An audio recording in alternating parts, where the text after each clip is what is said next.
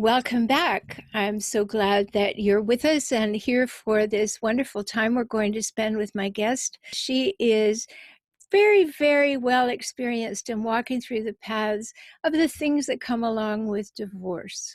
Some of the things that we have to walk through that we didn't want to, maybe didn't expect, or expected and feared, and then had to figure out the best way for ourselves, and if we have children, for ourselves as well. Are you in a crazy-making relationship? Feel anxious, angry, and unsafe? Welcome to Save Your Sanity. Insight, skills, strategies, and inspiration for emerging empowered from toxic relationships and breaking the bonds of emotional abuse. Keep listening. We'll figure a few things out. So I'm so excited to have Nikki Bruno with me, and welcome to the program, Nikki. Thank you so much, Dr. Shaler. I really appreciate being here. It's an honor. Well, I'm so delighted that you're here because we're going to talk about something that often we don't get to talk about enough. I know that my people say, "Are you going to talk about it again?" And the answer is yes, and we're going to talk about it today and right now. And that's the topic of parental alienation. It is perhaps the most hopeless, helpless feeling in the world until you get some skills, isn't it, Nikki? Absolutely. Absolutely. I can't really think of a topic that that brings pain to my heart more sharply than this topic. Yes, and let me just say a few things about parental alienation and kind of set the stage for it. Parental alienation is when one parent decides that they want the children to like them best, and then they start planting seeds or making statements or taking actions that hopefully in their minds cause the children to like them more and to not like their other parent. So that's where the alienation comes. And I'll give you a little more researched and nuanced approach with this that I found. I think this is very good. It comes from a Psychology Today blogger, Edward Crook, and he said, a survey taken at the Association of Family and Conciliation Courts annual 2014 conference reported 98% agreement in support of the basic tenet of parental alienation. Children can be manipulated by one parent to reject the other parent who does not deserve to be rejected. For the child, the biopsychosocial spiritual effects of parental alienation are devastating. For both the alienated parent and child, the removal and denial of contact in the absence of neglect or abuse constitute cruel and unusual treatment. As a form of child maltreatment, parental alienation is a serious child protection matter as it undermines a basic principle of social justice for children, the right to know and be cared for by both of one's parents. So that's what we're talking about, that horrible feeling when all of a sudden the children come home from visiting the other parent or even still in the same house with the other parent, and they say things like, Daddy says that you don't care about us very much. And your heart just drops. How was it for you? How did it show up? Well, what you just brought up, first of all, I'm so glad that you provided that context, and thank you so much, Dr. Shaler. That's really how it showed up for me. So when I first witnessed parental alienation, it was when my then husband and I were still in the same house. Right. I had filed for divorce, and that immediately created an incredible amount of conflict. It was the initiation of going through a high conflict divorce. My husband was very much against divorce, and I was in favor of it and very much advocating for it. And so what I was noticing in terms of alienation were acts that were taking place right in front of my very eyes. One example was I would make a meal, or one of us would make dinner, and then we would go into the dining room where we normally would eat as a family, and my husband would say, "Come on, guys, we're going to go eat in the playroom tonight." So, Ooh. I would walk in and start to sit down, and he would say, "Come on, guys, we're going to go eat in the playroom tonight." And at the time, my daughter was not quite yet a year old, and my son was 4 years old, and or maybe he was in his late 3. But so literal physical acts to separate our kids from me within our own house, and to kind of alienate and marginalize me within our own home. And then later on, when we were separated and living in two places, that was when I was witnessing basically things that my son would say, and eventually things that my daughter would say. So as I said, my daughter was very young. And so I do want to, it's important to me in this conversation to be really clear about how old my children were at this time, because when I talk about how I fought against parental alienation, I want to make it clear that the kind of strategies or ideas that I used may or may not be appropriate to children of other ages. Well, I'm glad you made that distinction, and we'll certainly hold on to that. But let me say something about that, Nikki. The fact that Nikki's children were very young is extremely important to take note of, because when the children are very young, this is the time before language when things are set into them. In fact, we know, and you know, I am always talking about hijackals, the relentlessly difficult people in life, but what we know about all people, whether or not they have hijackal tendencies, is that things are set very early on, unless there is some major trauma later in life that causes to put that in motion. So we know that children of 6 months, 12 months, 18 months, 24 months. These are critical places where the children are understanding whether or not they're safe in the world, how they're safe in the world, who makes them safe in the world, how it is to be alive, how to thrive, how to survive, all of these things. So what you're bringing up here, Nikki, is saying, all right, my children were very young, and it started then, when they didn't have a language, when they didn't have anything except openness and love for the giants that brought them into the world, who needed, and they needed them so desperately to keep them safe. One giant is saying, basically, we're not going to sit with mommy tonight. We're just going to move away. We're going to be a unit, and mommy's going to be excluded. Yes. And another point I'd like to make is that acts of parental alienation, some of them are really obvious and blatant, and others are not so obvious and blatant. So one example that I very much want to give is that when, after I filed for divorce, I begged my husband not to tell our children without me, or without at least us having a conversation about how we were going to present it. But I knew in Divorce 101, according to Divorce 101 and sort of Humanity 101, that when you get divorced and there's going to be when there's going to be a major change to your children's day-to-day life, or to your children's life at large, and you're married and they have 2 equal caregivers, you tell them together. And that was one of the first acts that occurred in my situation, which was that my husband presented to our children the fact that mommy and daddy, were not going to be together anymore by himself, without telling me he was going to do it. So he told them without me. Mm-hmm. And that's another example. And you know, that is so common, Nikki, and everyone listening.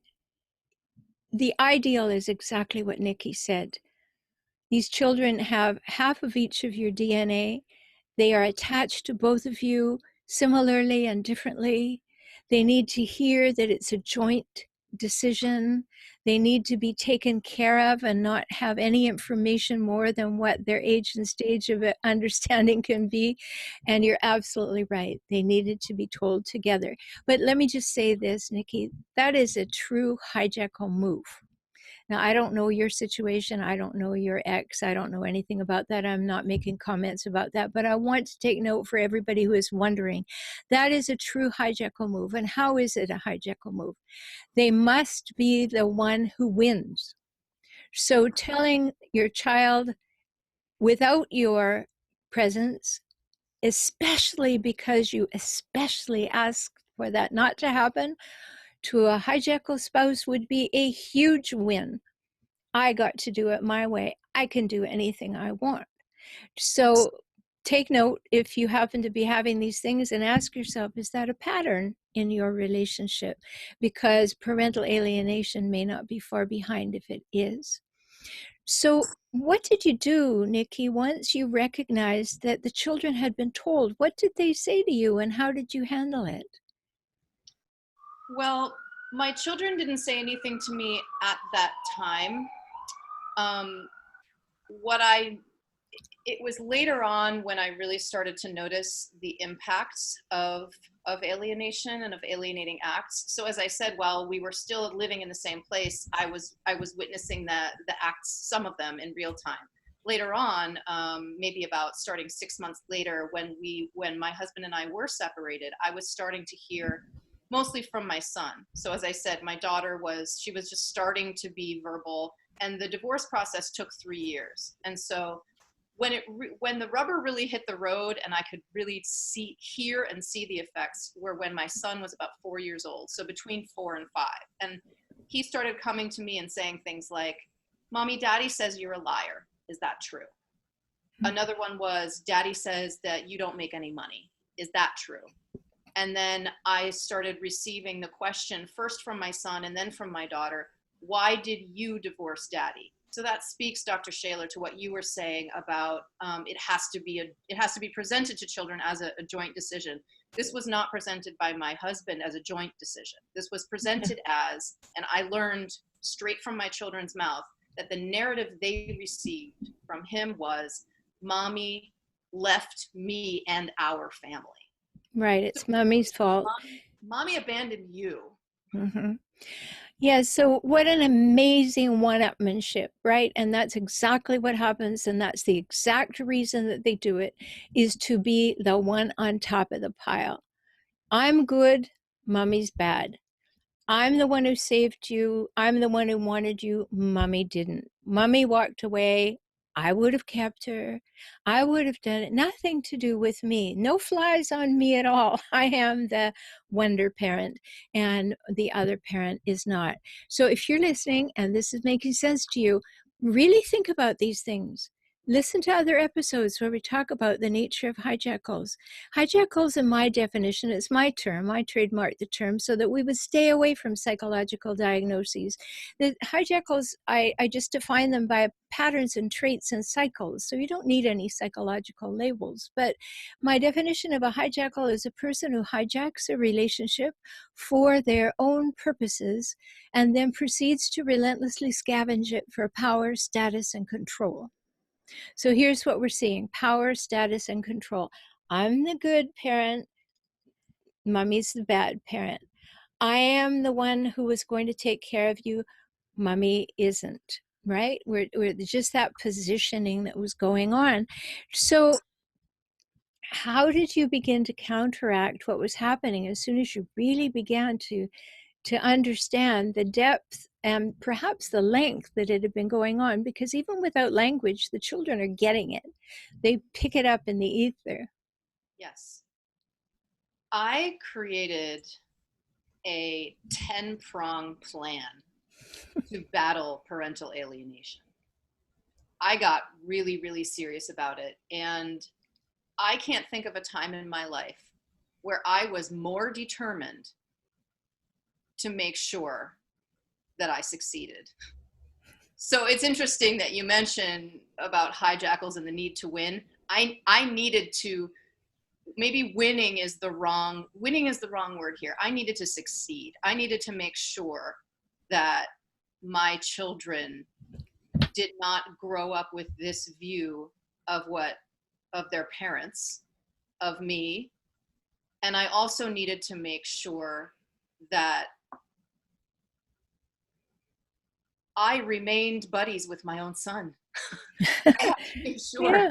because my son and I, this wasn't really happening with my daughter. It never really, what happened with my son ultimately was that he started pulling away from me. And so in addition to saying those types of things, he also started to pull away from me, and I could tell he was mad at me. He had this general anger toward me, and he was expressing it. So Well, Certainly. Just let me interject for a moment, because there's a lot of pieces to the story that we need to understand.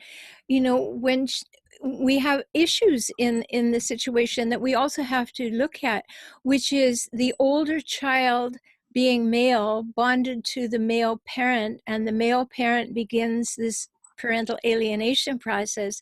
There is weight in that in a different way than when the eldest child is a girl and there's parental alienation. All these pieces are different. So just notice that, you know, all of this is not like, oh, this is the way it's going to be. It's going to be a little bit different in the different situations. So, you know, the male daddy bond with your son, being the older of your two children, is a different kind of bond and more likely to take place because they need to bond to be the same, right? And so that happens. So please go on. Sure. So the first thing that I did, and as I said, eventually there were 10 prongs to this plan, and I wrote it down on my computer, and I Good. have it in front of me right now. I kept it.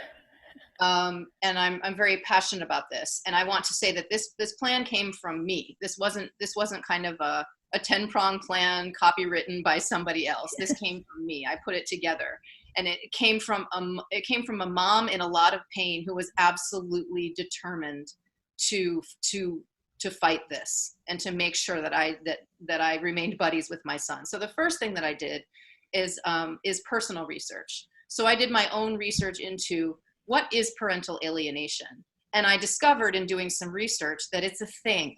It's something that happens a lot. It's something that, according to one study in 1991, happens in something like 86% of divorce cases. It's something that is really common, you know. So it's not just common to a certain type of person. It's common in a lot of situations. Let me just interject there. When we're talking about that commonality, we have to be careful to realize that it may be very subtle because people are hurt, or it may be very overt, as it was in your case. So when we're talking about 86%, I don't know that statistic, but I know that when you're really hurt by your partner, you really want the kids to like you. And so there can be, from that point of view of just like, I'm crushed and I need my kids, to I'm going to make sure that my partner is crushed like a gnat, and that the kids don't even want to go there, they don't like them, and they will want to spend all their time with me. So what, you know, when we're listening to statistics like that, know that there aren't clear criteria. It could be a very, very broad spectrum. Absolutely. Absolutely. So personal research, that was kind of prong number one, was me getting a handle on what is this phenomenon, and what am I facing here? What are my children facing here? And that was also, I read an article that made a big difference to me. And the title of that article was Parental Alienation is Child Abuse. Yes.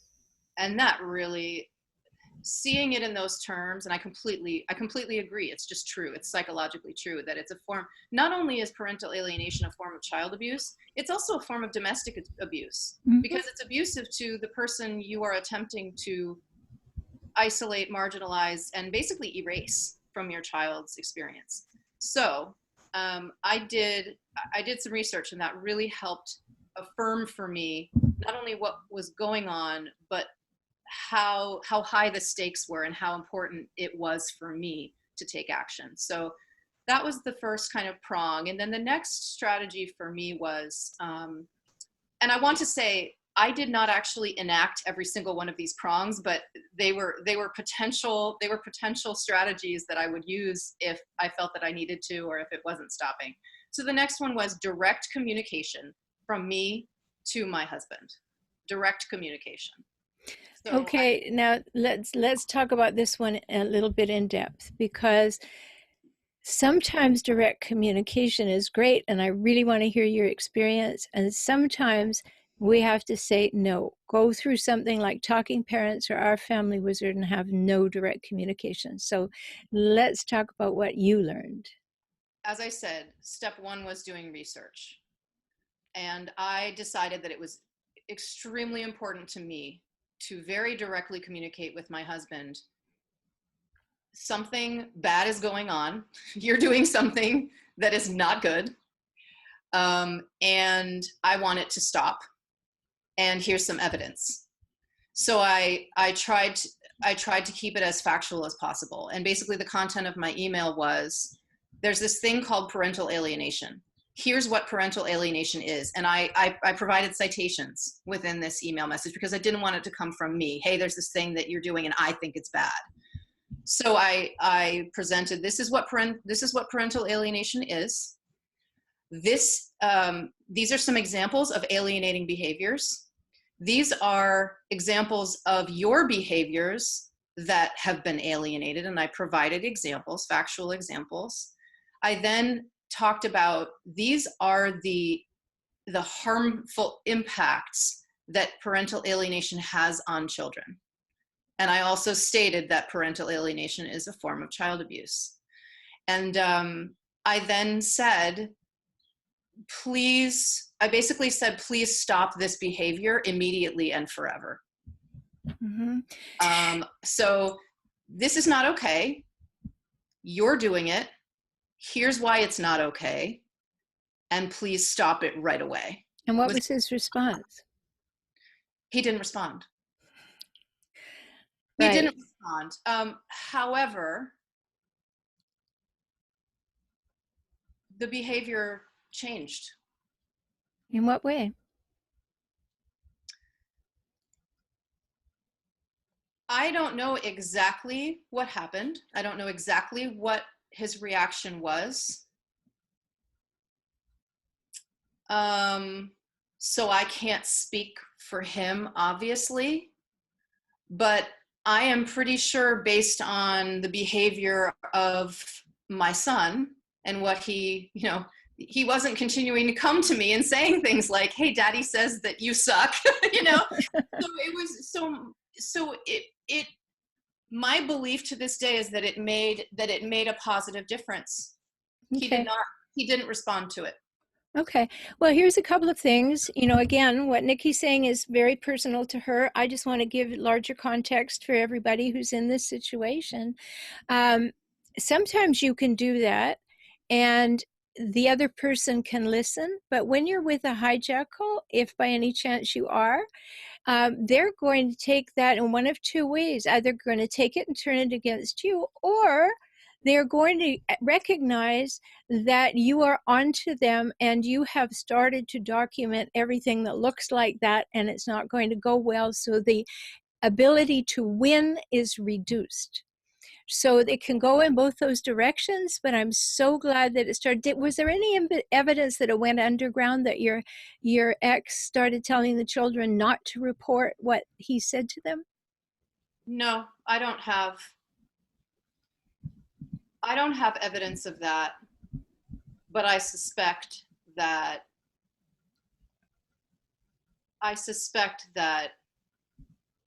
there's an understanding with, or was an understanding perhaps with my son, that he wasn't to talk to me about really anything that goes on at daddy's house. But I do not have direct evidence of that. Absolutely. Okay. Well, just for everybody, that's one of the things that will happen is, we have a special thing. We talk together, and the things that we talk about are just for us. So don't tell mommy about that, because it's ours, and things go on like that. Now, we're on prong number 2 out of 10, so I want to hear the rest of them. So let's keep going. Okay. So another prong was an idea to communicate through attorneys, to communicate with indirectly. So to communicate with Josh, sort of asking, kind of like a request for him to cease and desist the behavior from my attorney to his attorney. That didn't happen because ultimately I decided to do the communicating myself. Another was that I advocated for my son to be in therapy. Okay, I'm going to jump in for a second, because on that one, that was a good prong. Number 3, to have the attorney proactively say, this is what parental alienation looks like. and we're looking at it. We're very clearly documenting it. Now, it can drive things underground, but it can also put the person on notice that you better find another way to get your jollies, right? That this is not the way that we're going to handle that. So great, carry on.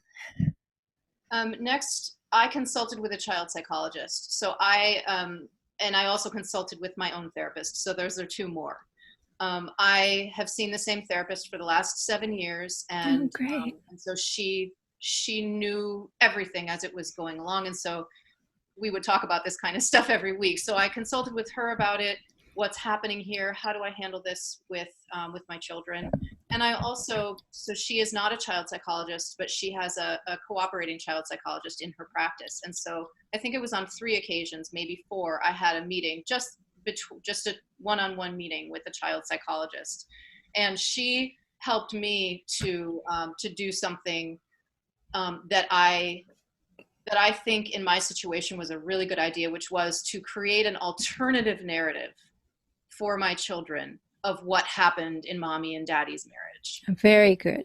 Mm-hmm. Because the narrative that they were presented first, and that they have been continually presented now for years, is that mommy left daddy, mommy left our family, mommy rejected daddy. And so I wrote a children's book for my children, just for the 2 of them, about what happened with mommy and daddy.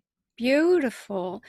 That, such an important step, because if you get on the defensive with the story, and I'm speaking to you as everybody listening, if you get on the defensive with the story and saying, that's not what happened, that's not right, daddy's trying to do this, daddy's trying to set this up, that is confusing to the child. But if you say, now there are 2 stories, okay, and then the children can refer to them as, where is the evidence in reality that this is true? Obviously, mommy's seeing the children and daddy's seeing the children, so nobody got rejected. No, Right? and I didn't talk about daddy's story.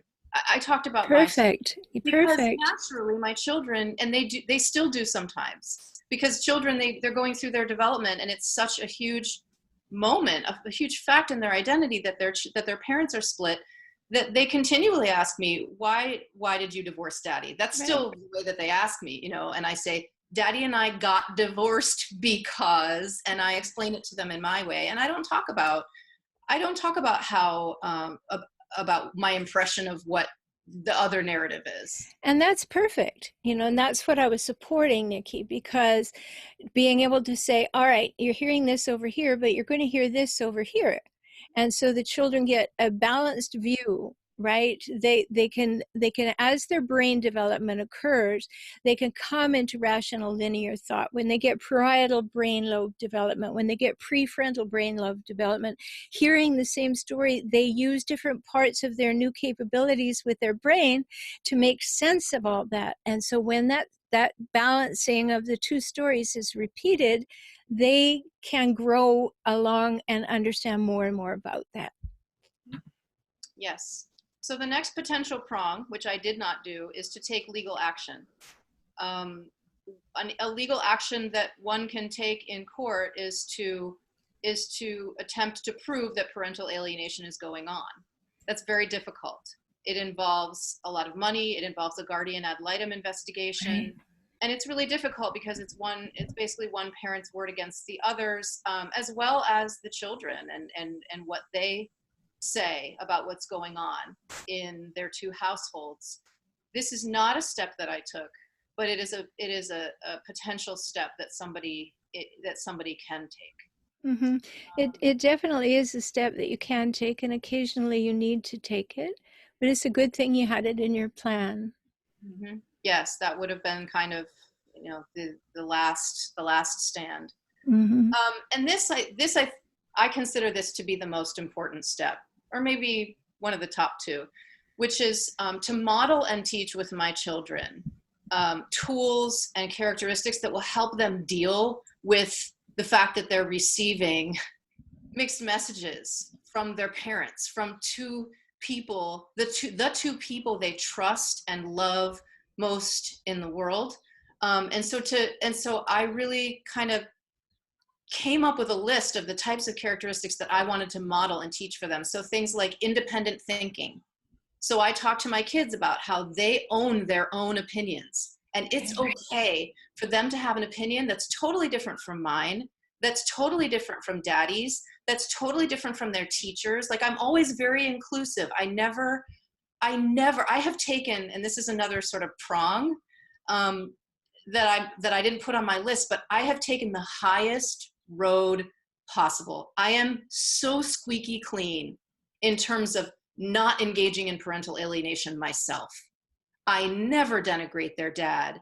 I always am encouraging to neutral when he comes up, or when I'm saying, have fun with daddy this weekend, that kind of stuff. Like, it's so important not to kind of sink to doing the same thing. But basically, I model for my kids and I talk with them about independent thinking, about being okay with disagreement and being okay with diversity. So it's okay for people to disagree. It doesn't mean that the world is ending. It doesn't mean that everyone needs to get anxious about it, because just disagreement and conflict are hard. I can say that for myself, hard for me.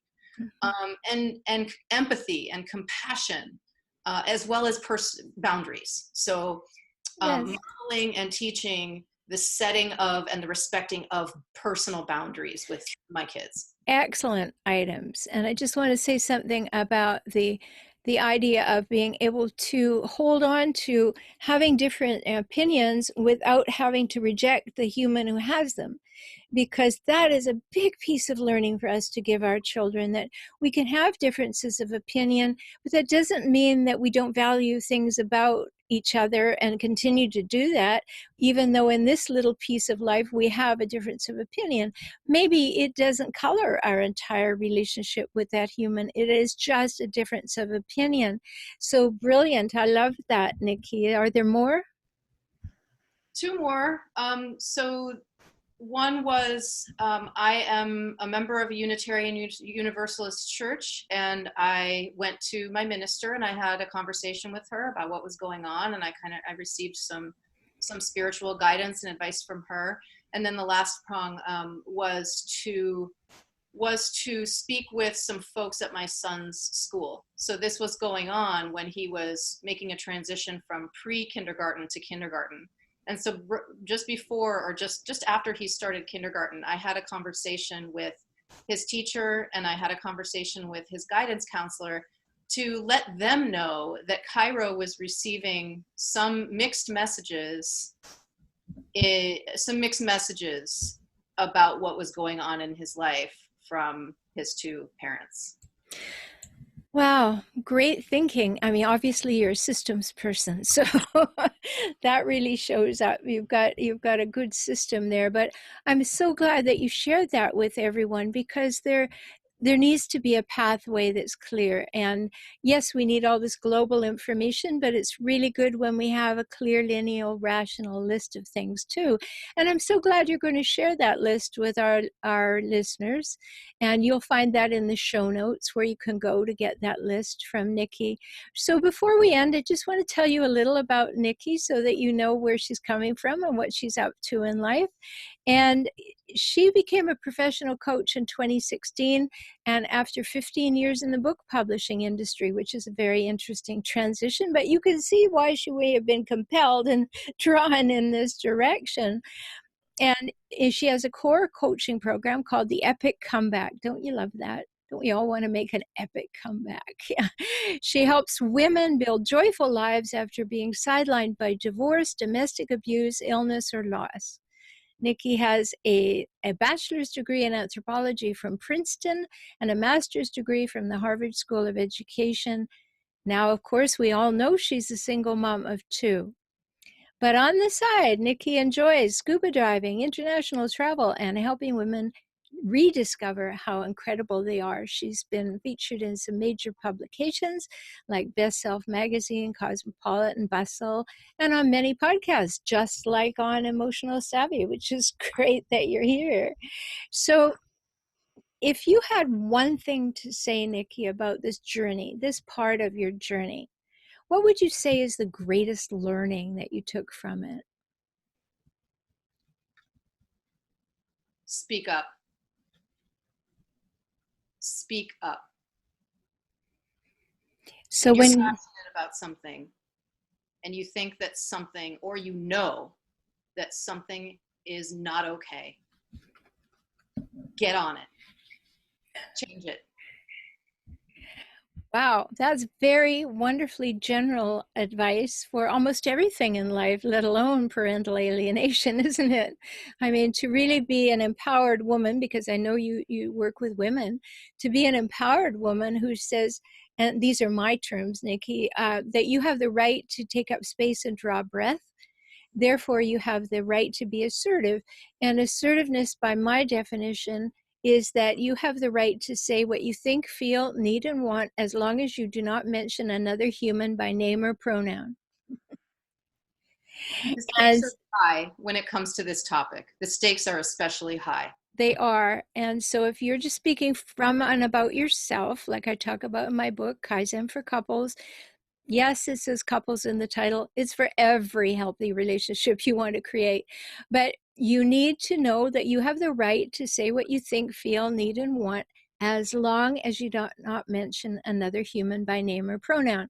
So you're just speaking from what's going on within you and how things are hitting you, what your preferences are, without any you talk. So important for us to learn that. And it certainly goes right along with your good advice, is to speak up. And I love what you first did. You know, the first prong everyone heard of Nikki's approach was to do the research, learn something so that you know what you're talking about. That research may be sitting and journaling and being very self-reflective, so you know how you feel. It may be, as Nikki did, looking around to see, well, what is parental alienation all about? What are the statistics? How does it happen? What should I notice? All very important, because sometimes we just go right off the top of our feelings. And when we do that, I always say, when you blurt, you hurt. And so we come and we just blurt something out, and then we've got to deal with the fallout. Never a good plan, particularly never a good plan when you're dealing with hijackals, but never a good plan anyway. You want to be prepared when you speak up. And maybe that preparation is just being able to say in the moment, I'm uncomfortable with that. Maybe I can't even define what that is. I'll get back to you. But I want to speak up right now and say, I'm uncomfortable with that. It doesn't sit well. I'm going to have to give that some deep thought and get back to you. And know that you have that right to do it. That's what's important. And that's what I hear when you say speak up. Does that sort of capture what you're saying? Yes. Okay, good. Yeah. So if you want to get in touch with Nikki, you can go to her website. It's coachnikkibruno.com. Now, there's a million ways it seems to spell Nikki, so I'm going to spell it for you. It's Nikki. Okay, and Bruno, Bruno. So coachnikkibruno.com. And I've been there. There's all kinds of good things there for you to have a look at and to understand how Nikki could work with you and help you get some insights. And you've got to love the fact that her approach was to write a children's book to have children understand that there are two points of view, mommy's point of view and daddy's point of view. And this happens. And when children see it in a book, whole different thing than when they are emotionally involved between. It's there on the page. They can relate to whomever those characters are that you created. So that's a lovely thing to look for. And her children's books are published by Capstone Press, and they're available on Amazon. So you would just put her name in, Nikki, Nikki, Bruno, Bruno, and you would find her books. So thank you so much for being my guest today, Nikki. Thank you so much, Dr. Shaler. It's my pleasure. And we've got lots to learn about parental alienation. And if you are experiencing it or have experienced it and you want to have some ways to think and work with that in better ways, let's talk. You can always find me at For Relationship Help, FOR, relationship, HELP.com. You can come along to my YouTube channel. Guess what? It's also called For Relationship Help. or listen to the Emotional Savvy podcast, which you are right now, or my other podcast, Save Your Sanity, Help for Toxic Relationships, because if you're in one, you definitely need help. So thank you again to my guest, Nikki Bruno. Find her at coachnikkibruno.com, and I'll look forward to talking with you soon. In the meantime, be strong, and as we both agreed today, speak up.